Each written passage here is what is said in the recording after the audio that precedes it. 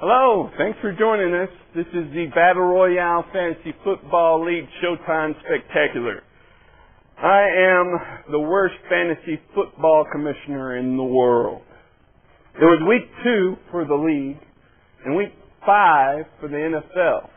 Confused? Well, you're not alone. Looking back at Sunday's games in the Battle Royale will leave some people to believe a big giant bottle of perplexity has spewed open, sending its cork into the eyes of half the teams in the league. What were they thinking? Seriously, what were they thinking? Why would they make such bad choices as playing only half a team? And then there's playing with your bench instead of your starters. Now, I'll get to that one later. And then there's playing with Dallas Cowboys backup quarterback John Kitna. Now, I'll get to that one right now. You think the Power Grunts would have scrambled a little bit harder to find somebody better when they were about to play the current number 1 team in the league, the Thrillers and Manilas. Were the Grunts expecting something that we all weren't? Was Tanya Harding's husband supposed to jump out in the first quarter and bang Tony Romo's knee with a crowbar? Well, it didn't happen, whatever it was. Thrillers make the Grunts squeal. 112-44 win. The Grunts were not alone in picking bad quarterbacks. The Fever Blisters were screwed over by their quarterback, who actually played in the game. The Fever's Derek Anderson decided to add a negative .9 to the team's win against the clay bust of Lionel Richie. Yes, I did say win. With the quarterback in the negative and the Blister swell. A good thing for them, the clay bust played 4 players in their bye weeks. And what a waste of the team's Miles Austin, who sold 37 points. Yeah, 37 points made for more than half of the Lionel's totals. Fevers win 61-55. Maybe the Leather Cheerios believe all quarterbacks are like Derek Anderson. And that would explain why they played Detroit quarterback Matthew Stafford, who was enjoying the bye week. But that strategy didn't work out for the Cheerios in their matchup with the Bowler Express. The Bowlers seemed to have a wonderful comeback from last week's facial with the yo-yo saw blade from Leche Negro. When the breakfast was over, the cereal was all gone, and only the bowl remained. Bowlers win 102-55. And what's with playing players that aren't even playing? Now that's a good question for the brass knuckles.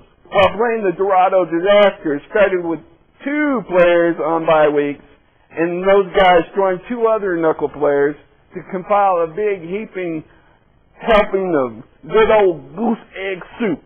And like salt to an open wound, the Disaster's quarterback, Roethlisberger, helped seal the deal with 27 points. The Dorados do the knuckleheads 78-45. The yo-yo saw blade must have gotten a little tangled this week for the Leche Negro. Coming off of a big win last week, the Leche took on the modest Mariachi, who were coming off of a bad note from a family feud. And the number 1 answer is...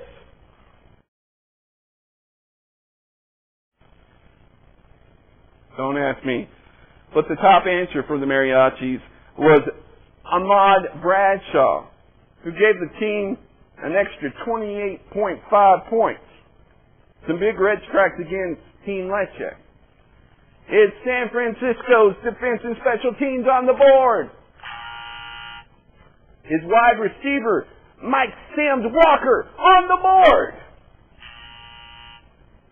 The Jacksonville player didn't get to play because he missed a bed check. Now, according to the Florida Times-Union, Walker was in the midst of a late-night rendezvous with a lady friend.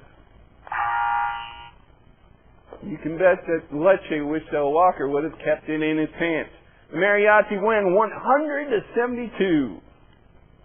Now for a quick rundown of the other games.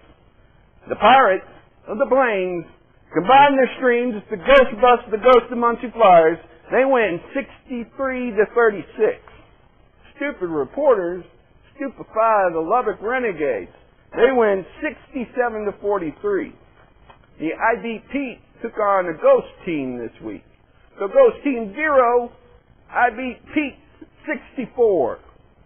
And they weren't the only ones to take on a Ghost team.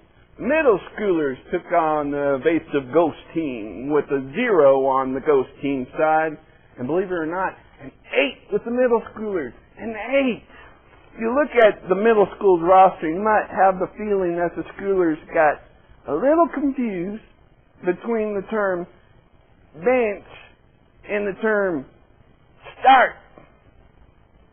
And the closing thought before we go, a wise man once said, an open hand is like a closed fist if one chooses not to use his fingers.